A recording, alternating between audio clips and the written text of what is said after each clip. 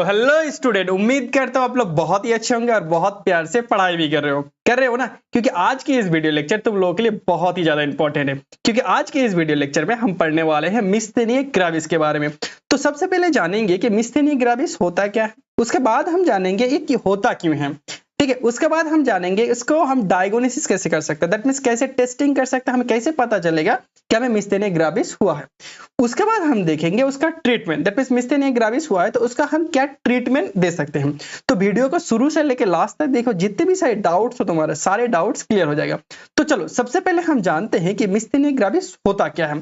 तो मिस्थेनिया ग्रेविस एक टाइप का हमारा जो मसल से रिलेटेड डिजीज होता है, जो हमारी वॉलेंट्री मसल्स होता है। वॉलेंट्री मसल दैट मींस ऐसा मसल जिसको हम क्या कहते हैं वॉलेंट कर सकते हैं, दैट मींस जो हम क्या करते हैं अपनी मर्जी से क्या कर सकते हैं मूव कर सकते हैं इधर उधर, ठीक है, उसके रिलेटेड डिजीज है। तो बेसिकली यहाँ पे क्या होता है, जो हमारी वॉलेंट्री मसल्स होता है वो बहुत ज्यादा वीक हो जाता है। उसके वजह से क्या होता है, जो हमारे मसल्स होता है वो नीचे की तरफ झुकना स्टार्ट हो जाता है, ठीक है। उसे ही हम क्या बोलते हैं, मिस्थेनिया ग्रेविस बोलते हैं। तो चलो इस चीज को हम अच्छे से समझते हैं। देखो, अगर ये जो मिस्थेनिया ग्रेविस ऑड आया है, ये बेसिकली लैटिन ऑड से मिलके ग्रीक, लैटिन और ग्रीक दोनों ऑड मिलके बना होता है। तो सबसे पहले इस ऑड का मीनिंग समझाते हैं कि क्या होता है। तो देखो यहाँ पे क्या है, माई, ठीक है, अस्थेनिया और तीसरा है ग्रेविस। तो माई का मीनिंग्स होता है मसल्स, अस्थेनिया का मीनिंग्स होता है वीकनेस और ग्रेविस का मीनिंग्स होता है बहुत ज्यादा, ठीक है। जब हमारे मसल्स बहुत ज्यादा क्या हो जाता है, वीक हो जाता है, उसे ही हम क्या बोलते हैं, मिस्थेनिया ग्रेविस। तो देखो ये क्या होता है, हमारे मसल्स बहुत ज्यादा वीक हो गया, इसकी वजह से क्या हो रहा है, हमारी मसल्स नीचे की तरफ आने लग रहा है, झुक जाता है, ठीक है।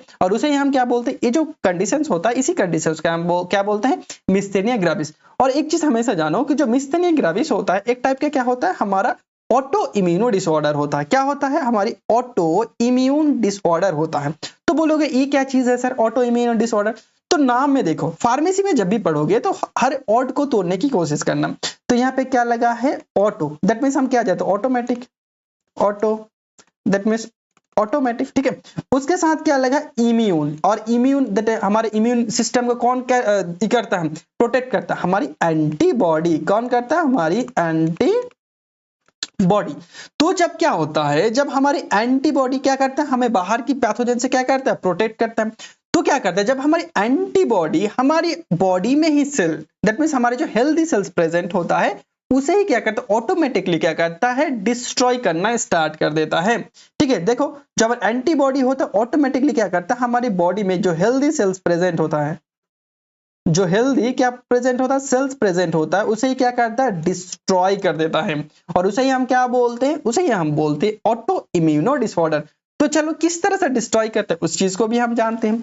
तो देखो बेसिकली ये क्या है, ये हमारे न्यूरॉन्स होता है, ठीक है। और कौन सा न्यूरॉन्स है, ये हमारे मोटर न्यूरॉन्स होता है। तो मोटर न्यूरॉन्स क्या नहीं पता, तो चलो उसको भी समझा देते हैं।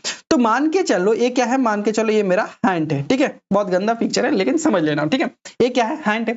तो मान के चलो ये हैंड है, तो उसके ऊपर मैंने क्या किया, पेन चुभाया। तो पेन चुभाया तो क्या होगा, हमें पेन जनरेट होगा, क्या होगा, दर्द होगा। तो बेसिकली मान के चलो यहाँ पे चोट लगाया, ठीक है। तो चोट लगने की वजह से क्या होगा, हमारा पेन जनरेट होगा, और पेन जनरेट होने के लिए क्या होगा, यहाँ पे जो सिग्नल क्या होगा, हमारी ब्रेन तक जाता है। कहाँ पे जाता है, ब्रेन तक। और कौन लेके जाता है, न्यूरॉन। और कौन सा न्यूरॉन लेके जाता है, हमारे सेंसरी न्यूरॉन लेके जाता है। कौन लेके जाता है, सेंसरी न्यूरॉन लेके गया। फिर ब्रेन बोलेगा अरे यहाँ पे चोट लगा है तो वहां पे क्या कहते हैं, पेन देना है। तो फिर यहाँ से फिर ब्रेन से क्या होगा, फिर ब्रेन से सिग्नल यहाँ तक आएगा। तो कौन लेके आता है, लेके आता है हमारी मोटर न्यूरॉन। कौन लेके आता है, मोटर न्यूरॉन। तो यही क्या है, ये जो पूरा पोर्शन देख रहे हो ये क्या है, हमारी मोटर न्यूरॉन्स है। और ये क्या है, ये हमारी मसल्स, ये क्या है, हमारी मसल्स। और मसल्स के ऊपर क्या प्रेजेंट है, हमारी रिसेप्टर। तो चलो सबसे पहले बेसिकली होता क्या है, जब क्या होता है हमारी बॉडी में सिग्नल स्टिमुलेट होता है, ठीक है। मान के चलो मुझे क्या करना है, मसल का कॉन्ट्रैक्शन इधर उधर करना है, ठीक है। तो क्या होगा, स्टिमुलेट होगा। उसकी वजह से क्या होता है, यहाँ पे क्या प्रेजेंट होता है, हमारे न्यूरोट्रांसमीटर। न्यूरॉन्स के अंदर क्या प्रेजेंट होता है, हमारे न्यूरोट्रांसमीटर। तो मसल कॉन्ट्रैक्शन करने के लिए कौन सा न्यूरोट्रांसमीटर हमें जरूरत है, हमें एसिटाइल कोलिन। कौन सा, एसिटाइल कोलिन। एसिटाइल कोलिन कौन सा न्यूरोट्रांसमीटर, एसिटाइल कोलिन। और इसे हम शॉर्टकट में क्या बोलते हैं, ACH। एसिटाइल कोलिन न्यूरोट्रांसमीटर क्या बोलते हैं, एसिटाइल कोलिन को हम क्या बोलते हैं, ACH शॉर्टकट में बोलते हैं। फिर क्या होगा, जब यहाँ से स्टिमुलेट होगा, फिर इसको क्या करेगा, स्टिमुलेट करेगा। फिर क्या होगा, न्यूरॉन से ये क्या करेगा, यहाँ पे आएगा, क्या आएगा, इस पोर्शन पे आएगा। तो बोलोगे सर ये पोर्शन कौन सा है, तो देखो ये क्या है, हमारे न्यूरॉन्स है, और ये क्या है, हमारी मसल है, और दोनों के बीच में देख रहे हो गैप। गैप है। तो देखो इस पोर्शन को हम क्या बोलते हैं, NMG, दैट मीन्स इसका मतलब क्या है, N दैट मीन्स न्यूरॉन और M दैट मीन्स मसल्स और J दैट मीन्स जंक्शंस, इसे हम क्या बोलते हैं, न्यूरोमस्कुलर जंक्शंस, न्यूरोमस्कुलर जंक्शंस बोलते हैं। क्या बोलते हैं इस पोर्शंस को, neuromuscular junction. Junctions that means वो पोर्शन जहां पे क्या होता है, हमारी दो चीजें एक साथ जुड़ता है। जैसे बोलते हो ना दिल्ली जंक्शंस, पटना जंक्शंस, ठीक है, फरक्का जंक्शन, दैट मीन्स यहाँ पे क्या होता है, दो ट्रेन एक साथ जुड़ता है। दैट मीन्स यहाँ पे क्या जुड़ रहा है, यहाँ पे ट्रेन नहीं जुड़ रहा है, यहाँ पे क्या जुड़ रहा है, न्यूरॉन्स और क्या जुड़ रहा है, मसल जुड़ रहा है एक साथ। इसीलिए इस पोर्शन को हम क्या बोलते हैं, न्यूरोमस्कुलर जंक्शन। तो यहाँ पे क्या होगा, ये एसिटाइल कोलिन जो था यहाँ से रिलीज होगा, फिर कहाँ पे आएगा, हमारी मसल्स में आएगा, ठीक है, यहाँ पे मसल्स में आएगा, आएगा कि नहीं आएगा, फिर यहाँ पे आएगा, ठीक है। फिर यहाँ पे आने के बाद क्या होगा, यहाँ पे आने के बाद यहाँ पे क्या प्रेजेंट होगा, मसल्स में हमारे रिसेप्टर प्रेजेंट है। क्या प्रेजेंट है, हमारे रिसेप्टर प्रेजेंट है, ठीक है। यहाँ पे क्या प्रेजेंट है, हमारे रिसेप्टर। तो ये जो क्या होगा, एसिटाइल कोलिन हमारे रिसेप्टर के साथ बाइंड हो जाएगा। क्या होगा, एसिटाइल कोलिन हमारी क्या होता है, हमारे रिसेप्टर के साथ बाइंड हो जाएगा। देखो ये क्या होगा, अपने रिसेप्टर में जाएगा, अपने रिसेप्टर में जाके क्या हो जाएगा, बाइंड होगा। बाइंड होने की वजह से क्या होगा, और कौन से रिसेप्टर, हमारी एसिटाइल कोलिन रिसेप्टर, क्योंकि एसिटाइल बाइंड हो रहा है तो कौन से रिसेप्टर में जाके बाइंड होगा, वो एसिटाइल कोलिन रिसेप्टर में जाके बाइंड होगा। बाइंड होने के बाद क्या होगा, जब हमारे एसिटाइल कोलिन रिसेप्टर में जब एसिटाइल कोलिन बाइंड हो जाता है तब क्या हो, हमारी मसल्स कॉन्ट्रैक्शन हो जाता है। तभी क्या होता है, हमारी मसल्स कॉन्ट्रैक्शन होता है, तब उस पोर्शन में क्या होता है, हमारी मसल कॉन्ट्रैक्शन होता है। तो ये था हमारी नॉर्मल फिनोमेना। तो और एक चीज यहाँ पे, और एक चीज जान लो, देखो यहाँ पे क्या है रहा है, ये हमारी एसिटाइल कोलिन है। मान के चलो एसिटाइल कोलिन बहुत लंबे टाइम तक यहीं पे प्रेजेंट होता है, ठीक है। अगर मसल्स में प्रेजेंट होगा तो क्या होगा, ये हमारी मसल कॉन्ट्रैक्शन हो ही जाएगा, कॉन्ट्रैक्शन हो ही जाएगा। तो एक टाइम पे क्या होगा, हमारे मसल्स बहुत ज्यादा वीक हो जाए। मान के चलो कोई एक काम तुम लंबे टाइम तक कर रहे हो तो क्या होगा, थक जाओगे। तो उसी तरह से मसल कॉन्ट्रैक्शन कॉन्ट्रैक्शन हो ही जाएगा तो क्या होगा, थक जाएगा। तो यहाँ पे हमारा प्रेजेंट होता है एक टाइप का एंजाइम जिसे हम बोलते हैं एसिटाइल कोलिन स्ट्रेस। क्या बोलते हैं, एसिटाइल कोलिन स्ट्रेस। फिर ये क्या करता है, एसिटाइल को क्या करता है, अपनी वेसिकल में फिर क्या करता है, रिस्टोर कर देता है। तो ये क्या करता है, इसमें इसकी वजह से क्या होता है, नॉर्मल फिनोमेना चलता रहता है, ठीक है। कुछ देर काम किया फिर रेस्ट लिया, कुछ देर काम किया फिर रेस्ट लिया, तो क्या एक नॉर्मल जो फिनोमेना है वो चलता रहता है। तो बेसिकली दिक्कत क्या होता है, तो हम पढ़ क्या रहे, मिस्थेनिया ग्रेविस। तो चलो हमारे पॉइंट पे वापस आता है। तो बेसिकली हमने बोला था जो मिस्थेनिया ग्रेविस होता है एक टाइप का क्या होता है, हमारे ऑटो इम्यूनो डिसऑर्डर, जहां पे क्या होता है, जो हमारे एंटीबॉडी होता है वो क्या करता है, हमारी हेल्दी सेल को डिस्ट्रॉय कर देता है, ये बोला था ना। तो देखो यहाँ पे क्या होता है, देखो यहाँ पे क्या हो रहा था, हमारी एसिटाइल कोलिन आके बाइंड हो रहा था। तो क्या होगा, एसिटाइल कोलिन की जगह पे क्या होगा, जो हमारी एंटीबॉडी होगा वो जाके बाइंड हो जाएगा। क्या होगा, ये जाके एसिटाइल कोलिन के रिसेप्टर में जाके ये जाके बाइंड हो जाएगा, जिसकी वजह से क्या होगा, हमारे जो एसिटाइल कोलिन रिसेप्टर होगा वो ब्लॉक हो जाएगा। ब्लॉक होगा क्योंकि देखो ये अगर यहाँ पे जाके बाइंड होगा तो यहाँ पे एसिटाइल कोलिन बाइंड हो पाएगा, नहीं हो पाएगा। तो ये जगह तो पहले ब्लॉक हो गया, ठीक है। तो ब्लॉक हो गया तो ये जाके बाइंड नहीं होगा, और बाइंड नहीं होगा तो उसकी वजह से क्या होगा, जो हमारी मसल्स कॉन्ट्रैक्शन हो रहा था वो मसल कॉन्ट्रैक्शन हो पाएगा नहीं, वो मसल कॉन्ट्रैक्शन नहीं हो पाएगा। उसकी वजह से क्या होगा, जो मसल हमारा कॉन्ट्रैक्शन हो रहा था वो रिलैक्सेशन हो जाएगा, ठीक है। और मसल रिलैक्सेशन हो जाएगा तो मसल कॉन्ट्रैक्शन नहीं होगा तो हम चल फिर पाएंगे नहीं पाएंगे। तो क्या हो जाएगा, मसल धीरे धीरे क्या हो जाता है, बहुत ज्यादा वीक हो जाता है। क्यों वीक हो रहा है, क्योंकि वहां पे एसिटाइल कोलिन बाइंड ही नहीं हो पा रहा, ठीक है। तो इसको हम जान गए कॉज की मिस्थेनिया ग्रेविस होता कैसे है। तो इसको हम ट्रीट कैसे कर सकते हैं, तो अच्छी बात है कि हो गया तो अब क्या कर सकते हैं, अब इसको ट्रीट करना, मेडिसिन देना। तो हम ऐसा क्या कर सकते हैं कि इसे ट्रीट कर सकते हैं।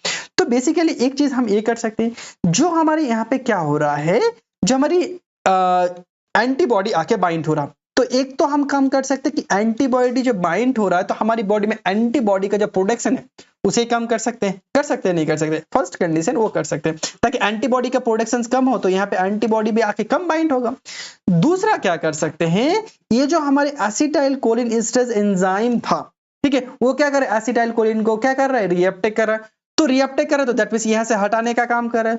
अगर हम क्या करें, इस एसिटाइल कोलिन स्ट्रेच को ही बंद कर दें, अगर बंद कर देंगे तो क्या होगा, एसिटाइल कोलिन का मात्रा ज्यादा रहेगा तो ज्यादा जाकर बाइंड होगा। अगर यहां से बाहर ही कर देगा तो बाइंड कैसे होगा, ठीक है। तो क्या कर सकते हैं, इस कोलिन स्ट्रेस एंजाइम जो है इसको ही हम क्या कर सकते हैं, ब्लॉक कर सकते हैं, जिसकी वजह से क्या होगा, हमारी जो एसिटाइल कोलिन है वो ज्यादा रिसेप्टर में जाके बाइंड होगा, जिसकी वजह से क्या होगा, रिसेप्टर में जाके बाइंड होगा तो क्या होगा, वो कॉन्ट्रैक्शन होगा, कॉन्ट्रैक्शन होने की वजह से नॉर्मल जो फिनोमेना था वो चलता रहेगा। तो इस तरह से हम ट्रीट कर सकते हैं। तो चलो इसके बारे में हम थोड़ा सा और जान लेते हैं थियोरेटिकली। तो देखो मिस्थेनिया ग्राविस जिसे हम बोलते हैं एमजी, शॉर्टकट में हम क्या बोलते हैं एमजी, ये एक टाइप का क्या होता है, chronic auto immuno disorder. Chronic जो डिजीज लंबे टाइम तक चलता है उसे हम बोलते हैं क्रोनिक, और ऑटो इम्यून जिसके मतलब हम ऑलरेडी समझा दिए कि क्या होता है, जो हमारी हेल्दी सेल को डिस्ट्रॉय कर देता है हमारी एंटीबॉडी। ठीक है, तो antibody destroy the communications between nerve और मसल्स। ये क्या करता है, देखो यहाँ पे जो हमारे नर्व्स था, ये हमारे मसल था, दोनों के बीच में जो कम्युनिकेशन था उसको क्या कर दे रहा था, डिस्ट्रॉय कर दे रहा था। ठीक है, कौन, हमारी एंटीबॉडी, और जिसकी वजह से क्या हो रहा, हमारी मसल्स वीकनेस हो जा रहा, और उसी कंडीशंस को हम क्या बोलते हैं, मिस्थेनिया ग्राविस। मिस्थेनिया ग्राविस इज द वॉलेंट्री मसल। क्या होता है, अफेक्ट करता है जो हमारे मिस्थेनिया ग्राविस होता है वॉलेंट्री मसल। मैंने पहले ही बोला था एक टाइप का कौन सा डिजीज है, वॉलेंट्री मसल्स में क्या होता है, ये अफेक्ट करता है, स्पेशली बॉडी, जहां पे क्या होता है, दिस कंट्रोल द आई, हमारे आई, जो आई का ब्लिंक करते हैं, देखो ये क्या था, हमारे वॉलेंट्री, हम खुद की मर्जी से कर रहे हैं, तो ये क्या है, वॉलेंट्री। माउथ, हम जब बात कर रहे हैं तुमसे, ठीक है, हम जब पढ़ा रहे हैं तुम लोगों को तो कैसे माउथ से बोल रहे हैं, तो ये भी क्या है, वॉलेंट्री है। उसके बाद थ्रोट, जब बातें कर रहे हैं, ये सब क्या होता है, लिम्स, ये सब क्या होता है, हमारी वॉलेंट्री होता है, यही क्या होता है, हमारी मिस्थेनिया ग्राविस में अफेक्टेड होता है। It is autoimmune disorder affected about 10,000 people to one. ये बेसिकली क्या होता है, 10,000% में से किसी एक पर्सन को ही होता है, और ये बेसिकली क्यों होता है, this the number of free NM nicotinic receptor क्या होता है, इसमें क्या होता है, may be reduce. Nicotinic receptor that means कौन सा रिसेप्टर, जो एसिटाइल कोलिन होता है, एसिड, देखो यहाँ पे क्या होता है, देखो ये निकोटिनिक यहाँ पे रिसेप्टर था, ठीक है, कौन सा, एसिटाइल कोलिन रिसेप्टर। और एसिटाइल कोलिन का दो टाइप का रिसेप्टर, में अगर तुमने कोलिनर्जिक ड्रग्स अच्छे से पढ़े हो तो तुम्हें पता होगा कौन सा, एक तो होता है तुम्हारी मस्कार्निक और दूसरा होता है हमारे निकोटिनिक। तो यहाँ पे निकोटिनिक क्यों बोला, ये भी तो पॉइंट है। निकोटिनिक इसीलिए बोला है कि निकोटिनिक बेसिकली दो टाइप का होता है, एक तो होता है एन और दूसरा आता है हमारा एम। जो एम बेसिकली निकोटिनिक रिसेप्टर होता है, वो कहाँ प्रेजेंट होता है, हमारी यहाँ पे प्रेजेंट होता है, देखो ये प्रेजेंट होता है हमारे इस पोर्शंस में। ठीक है, कौन सी पोर्शंस में, ये वाला पोर्शंस में, जिसे हम क्या बोलते हैं, जिसे हम बोलते हैं न्यूरोमस्कुलर जंक्शंस। इसीलिए वो बोलते हैं कि निकोटिनिक रिसेप्टर यहाँ पे क्या होता है, अफेक्टेड होता है। ठीक है, and the less structure damage of the neuromuscular junctions, और इसके वजह से क्या होता है, जो हमारा न्यूरोमस्कुलर जंक्शंस होता है वो क्या हो जाता है, डैमेज हो जाता है, और इसी कंडीशंस को हम क्या बोलते हैं, इसी कंडीशंस को हम बोलते हैं मिस्थेनिया ग्राविस। आई होप तुम्हें समझ में आ गया होगा कि मिस्थेनिया ग्राविस होता क्या है। तो चलो उसके में बेसिकली क्या होता है, ड्रॉपिंग आईलेट्स, जो हमारे आईलेट्स, देखो ये आईलेट्स है, नीचे की तरफ आ जाता है, ड्रॉपिंग आईलेट्स हो जाता है, डबल विजन। तो आंख जब छोटा हो जाता है, देखना, तो विजन क्या होता है, ब्लर हो जाता है या डबल हो जाता है। ठीक है, अब ब्लर विजन भी होता है। और क्या होता है, डिफिकल्ट टू मास्क इन, जैसे difficult to mask in that means जो फेशियल एक्सपीरियंस हम देते हैं, जैसे इस तरह कर रहे हैं, उस तरह कर रहे हैं, हंस रहे हैं, रो रहे हैं, ठीक है, तो क्या हो रहा है, ये भी क्या हो रहा है, हम अच्छे से नहीं कर पाते हैं। प्रॉब्लम टू च्यूएबल, जब हम किसी चीज को, देखो हम किसी चीज को क्या करेंगे, खाएंगे, तो च्यूएबल करने में, स्वेलिंग करने में, अंदर लेने में भी दिक्कत हो जाता है। इंपेयर स्पीच, अगर हम अच्छे से क्या करें, बात ही नहीं कर पाएंगे, क्यों बात नहीं, क्योंकि हमारा वॉलेंट्री मसल इसमें अफेक्टेड होता है। और क्या होता है, weak the arms, hands, legs, ये क्या होता है, हमारे बहुत ज्यादा वीक हो जाता है। शॉर्टनेस ऑफ, छोटा छोटा सांस हो जाता है, डिफिकल्ट टू ब्रीदिंग, और सांस लेने में भी दिक्कत हो जाता है। तो इसी ये जो सिम्टम्स होता है किस में होता है, ये हमारी मिस्थेनिया ग्राविस में होता है। तो चलो उसके बाद हम पता चलेगा, ये होता है, हम पहले जानेंगे मिस्थेनिया ग्राविस क्या होता है, क्यों होता है, उसके बाद हम जानेंगे, सिम्टम्स देख ले, उसके बाद हम देखेंगे कि अगर मान के चलो मुझे ऐसा लग रहा है सिम्टम, तो हम क्या करेंगे, मिस्थेनिया ग्राविस का डायग्नोसिस करेंगे, दैट मींस टेस्टिंग करें। तो क्या क्या टेस्टिंग करेंगे, तो यहाँ पे बेसिकली 4-5 टाइप का टेस्टिंग होता है। तो कुछ कुछ टेस्ट जो इंपॉर्टेंट है याद रखना। एक तो होता है फार्माकोलॉजिकल टेस्टिंग। फार्माकोलॉजिकल टेस्टिंग में बेसिकली सबसे मोस्ट इंपॉर्टेंट आता है, जैसे आप बोलते हैं टेंसिलेशन टेस्ट, जो बेसिकली तुम्हारे एग्जाम में पूछा जाता है कि टेंसिलेशन टेस्ट होता क्या है। तो बेसिकली जान लो कि टेंसिलेशन टेस्ट में बेसिकली क्या होता है, एड्रोफोनियम, क्या होता है, एंड्रोफोनियम एक टाइप का ड्रग्स होता है। कौन सी ड्रग्स होता है, जो ड्रग्स बेसिकली एंटी कोलिनिस्टेरेज, जो कोलिनिस्टेरेज, देखो यहाँ पे देखो, ये जो कोलिनिस्टेरेज एंजाइम था, ये जो क्या होता है कोलिनिस्टेरेज एंजाइम था, उसको रोकेगा। ठीक ठीक है, रोकेगा तो यहाँ पे ज्यादा क्या होगा, एसिटाइल कोलिन ज्यादा बाइंड होगा, और एसिटाइल कोलिन ज्यादा बाइंड होने की वजह से क्या होगा, वहां पे ज्यादा मसल कॉन्ट्रैक्शन होगा। तो क्या होगा, उस टाइम तुम्हें एंड्रोपोनियम देगा आईबी। उसके बाद अगर देने के बाद देखा जाए तुम्हारे मसल्स क्या होगा, कॉन्ट्रैक्शन हो रहा, तो तुम्हें पता चल जाएगा उस टाइम तुम्हारा क्या होगा, मिस्थेनिया ग्रेविस पॉजिटिव है, क्योंकि तुम्हारे एसिटाइल कोलिन का कम होने की वजह से ही ये प्रॉब्लम हुआ था। तो इस टाइम क्या हो जाएगा, पॉजिटिव हो जाएगा तुम्हारा मिस्थेनिया ग्रेविस। तो देखो क्या होता है, शॉर्ट एक्टिंग, ये क्या होता है, जो एंड्रोपोनियम होता है शॉर्ट एक्टिव एंटीकोलिनेस्टेरॉइड ड्रग होता है, जो क्या करता है, immediately improvement in muscle strength, जो देने के बाद ही क्या हो जाता है, इमीडिएटली क्या हो जाता है, मसल स्ट्रेंथ ठीक हो जाता है। अगर ये होता तो हम सोच लेते हैं कि जो पर्सन है वो क्या होता है, मिस्थेनिया ग्रेविस पॉजिटिव है। उसके बाद सीरोलॉजिकल टेस्ट है, ब्लड टेस्ट करते हैं, जिसमें बेसिकली देखते हैं एंटी एसिटाइल रिसेप्टर एंटीबॉडी। उसमें हम बेसिकली क्या करते हैं, सीरोलॉजी में देखते हैं कि जो एंटीबॉडीज होता है, ठीक है, उसका मात्रा कैसा है, ठीक है, detect the antibody against the anticholine receptor. जो एंटीकोलिन रिसेप्टर था उसका अगेंस्ट में अगर एंटीकोलिन स्ट्रेस क्या होता है, एंटीबॉडी, ठीक है, वो ज्यादा हो जाता है, तो बेसिकली क्या होता है, उस टाइम पे भी क्या होता है, पॉजिटिव होता है क्या, हमारी मिस्थेनिया ग्रेविस। और यही बेसिकली 80 to 90% केसेस में यही ज्यादातर होता है। उसके बाद इलेक्ट्रिकल टेस्ट में बेसिकली क्या होता है, तुम्हारे सिग्नल भेजा जाता है, ठीक है, जो जिस जगह पे क्या होता है, मसल कॉन्ट्रैक्शन नहीं होता, वहां पे सिग्नल भेजा जाता है। अगर सिग्नल भेजने की वजह से देखा गया कि क्या हो रहा है, तुम्हारा मसल कॉन्ट्रैक्शन हो रहा है, तो उस टाइम पे भी क्या होता है, मिस्थेनिया ग्रेविस पॉजिटिव होता है। उसके बाद इमेजिंग, और इमेजिंग में बेसिकली क्या करते हैं, CTR MRI करते हैं। MRI में बेसिकली क्या करते हैं, हमें देखते हैं, और इसमें बेसिकली थाइमस और क्या करते हैं, थायोटिक, ठीक है, थायोटिक जो हमारे ग्लैंड होता है उसका ही हम टेस्टिंग करते हैं। कि थाइमस बेसिकली क्यों करते हैं, क्योंकि वहीं पे क्या होता है, हमारे एंटीबॉडी का प्रोडक्शन होता है। तो चलो उसके बाद हम देखते हैं ड्रग्स यूज इन मिस्थेनिया ग्रेविस। जो मिस्थेनिया ग्रेविस होता है उसके लिए हम कौन सा ड्रग्स यूज कर सकते हैं। तो पहले ही बोला था, देखो यहाँ पे क्या कंडीशंस बोला था, यहाँ पे हमने बोला था कि इसको हम क्या कर देते हैं, इसको हम क्या करेंगे,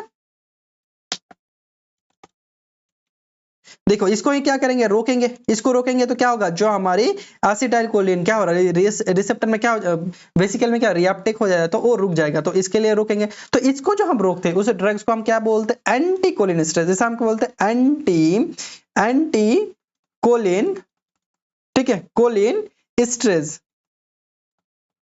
बोलते हैं, ठीक है, तो वो ड्रग्स देते हैं। तो चलो देखते हैं उसमें कौन सा ड्रग्स आता है। देखो इसके लिए देखते हैं acetyl choline stress inhibitor. That means acetyl choline क्या था, एक टाइप का एंजाइम था, ठीक है, उसको रोकेगा, रोकेगा, और उसको रोकने के लिए जो ड्रग्स देते हैं उसे हम कहते हैं एंटी कोलिन स्ट्रेस।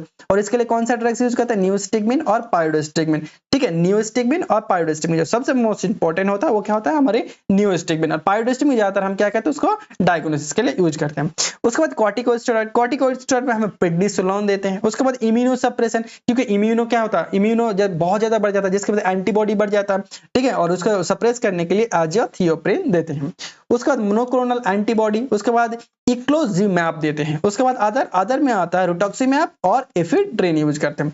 उसके बाद क्या होता है, कभी कभी हम क्या करते हैं, देखो यहाँ पे क्या कर रहे हैं, हम एसिटाइल कोलिन का मात्रा बढ़ा रहे हैं, ठीक है, और एसिटाइल कोलिन मात्रा बढ़ाने की वजह से बहुत टाइम क्या दिखा गया कि एसिटाइल कोलिन का मात्रा बहुत बढ़ जाने की वजह से एसिटाइल कोलिन क्राइसिस हो जाता है, ठीक है, जिसकी वजह से देखो बहुत ज्यादा यहाँ पे एसिटाइल कोलिन का मात्रा, हम क्या जो ड्रग्स दे रहे हैं एसिटाइल कोलिन का मात्रा बढ़ा रहा, और मात्रा बढ़ाने की वजह से क्या होगा, एसिटाइल कोलिन यहाँ पे बहुत ज्यादा स्टोर हो जाएगा, और स्टोर होने की वजह से क्या होगा, बहुत ज्यादा होगा तो मसल बहुत ज्यादा कॉन्ट्रैक्शन होने लगेगा। अब बहुत ज्यादा कॉन्ट्रैक्शन होने की वजह से भी कभी कभी क्या हो जाता है, हमारे मसल्स बहुत ज्यादा वीकनेस हो जाता है, और उस कंडीशन को हम क्या बोलते हैं, उस कंडीशन का बोलते हैं कोलिनर्जिक क्राइसिस, ठीक है, जिसमें हमें एसिटाइल कोलिन का मात्रा बढ़ जाता है। देखो cholinergic crisis condition excessive acetyl choline, ठीक है, कहां पे, न्यूरोमस्कुलर जंक्शंस में, ठीक है, और overdose of anticholinesterase drugs. That means ये ड्रग्स का अगर ओवरडोज हो जाएगा तो कौन सा कंडीशंस होता है, तो कोलिनर्जिक क्राइसिस, ठीक है।